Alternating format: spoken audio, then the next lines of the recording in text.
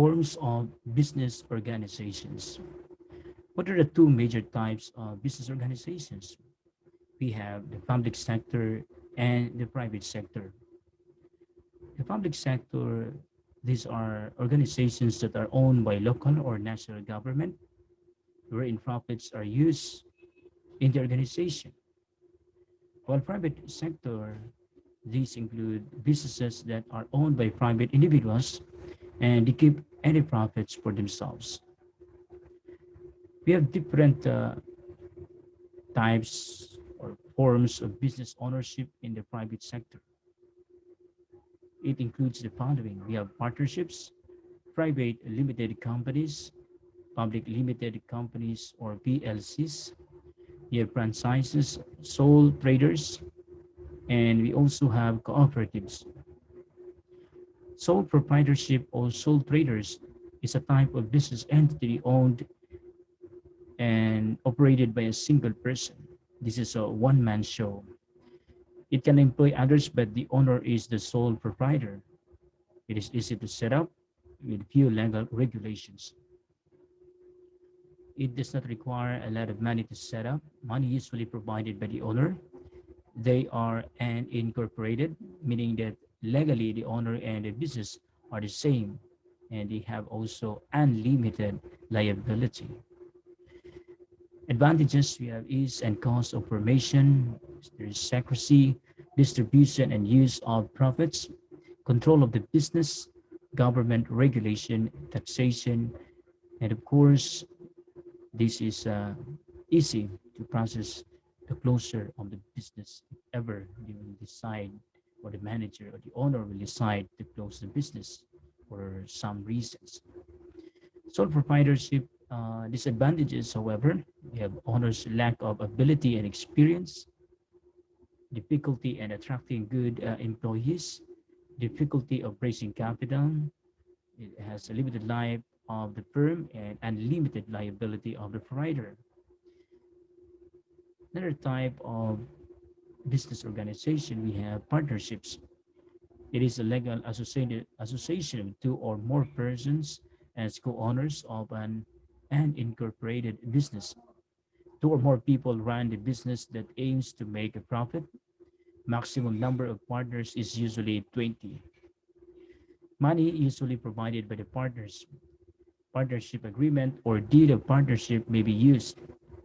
They are unincorporated and they have unlimited liability.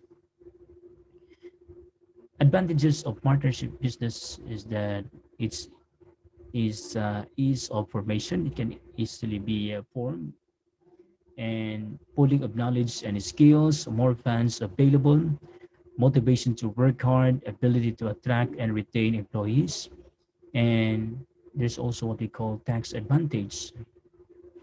Less money needed by partners to set up. It can be a family-run business and accounts kept private.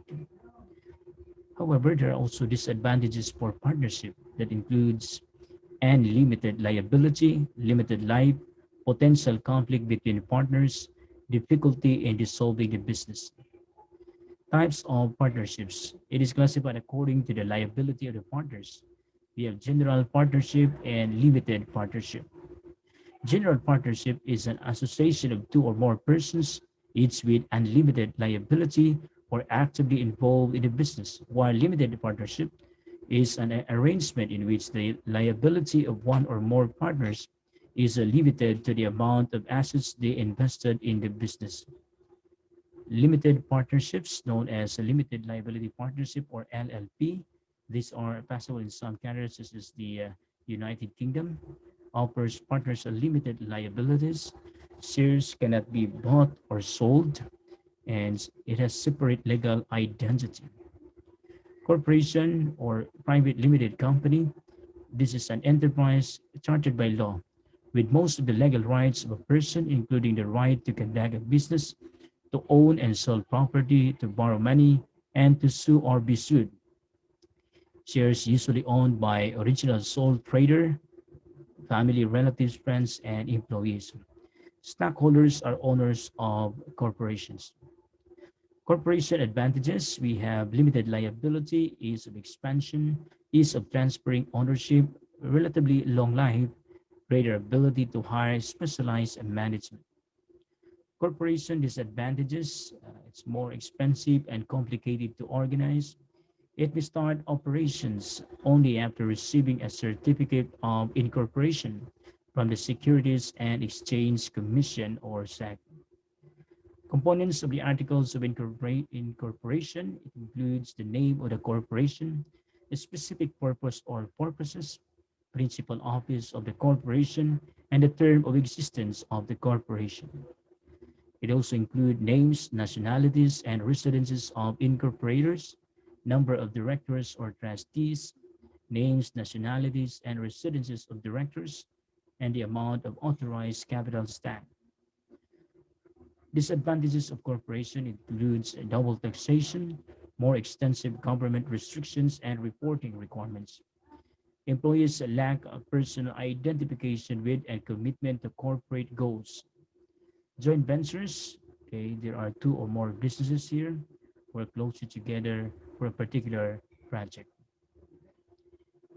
In setting up a factory to supply components, parts to manufacturers, for instance. Advantages, shared risk, reduced costs, shared research and development costs, and possible profit sharing. The advantages include a policy and management, disagreements, complex dispute, and of course, setting up a factory to supply components, parts to manufacturers. Cooperatives, this is an organization composed of individuals or small businesses that have banded together to reap the benefits of larger organization. It could come in different forms. We have, for instance, credit union, producers cooperative, marketing cooperative, consumers cooperative, and service cooperative. Producer cooperatives, these are a group of workers which have designed the products and produce products. Retail cooperatives, this aims to provide members with good quality consumer goods and services at reasonable prices. Agriculture cooperatives, they, they, they apply the principle of economies of scale. They buy in bulk, worker plant seeds, harvest the crop, arranging selling of output, and attractive prices to large customers. Closed corporations is similar to private limited companies. It's quicker to set up, fewer rules and regulations, maximum of 10 people, simple filing statement as to the register of companies. Members are managers, separate legal identity, and it has a limited liabilities. Disadvantages, however, for closed corporations that it is limited to 10 people, not suitable for large businesses, and there could be a possibility of disagreements or conflicts and decision-making issues.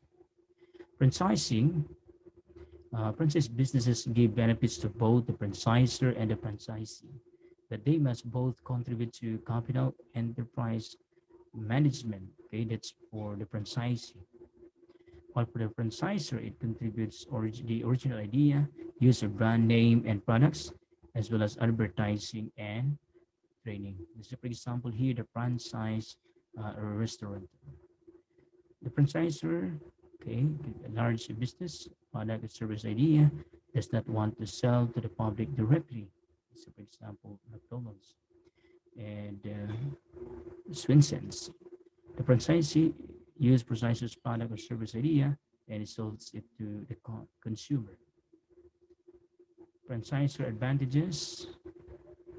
All right, so we have here for franchisee pays for expansion, pays for shop, purchases license, and uses product name, rapid expansion, brand name, and products. Okay, major source of profit, and no operation of retail units. Franchise advantages again, reduced chance of failure, well-known brand, for example, we have McDonald's, advertising paid for by franchisor, supplies for single source, franchisor makes many of the decisions, fewer decisions to worry about. Training is provided by the franchisor, finance from banks easier. We also have public sector, okay, that includes public school, public hospitals, public transportations, and many others. Okay, two main types are public corporations and municipal enterprises. Okay, we have example here of public corporations. Public corporation objectives. First, we have social objectives: keep prices low and affordable, give people in jobs to reduce unemployment, and offer public service in all areas.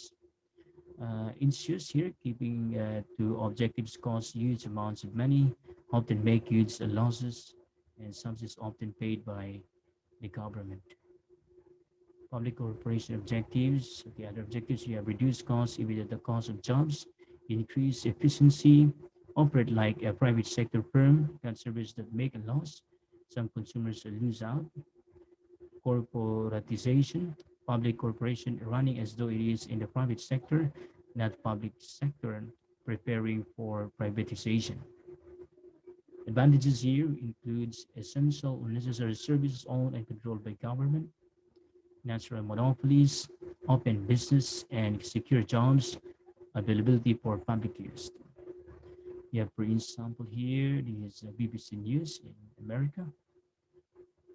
Public corp disadvantages: no shareholders, no profit motive, no efficiency motive. Subsidies lead to inefficiency. Managers think that government there for bailout all the time, and it's unfair. Subsidy given to private sector.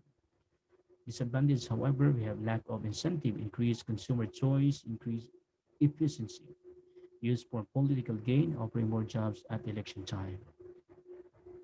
Municipal enterprises operated by local government, some free paid by local taxes, some charged to at least break even. Services includes trade markets, swimming pools, theaters, sporting areas, waste collection, and libraries.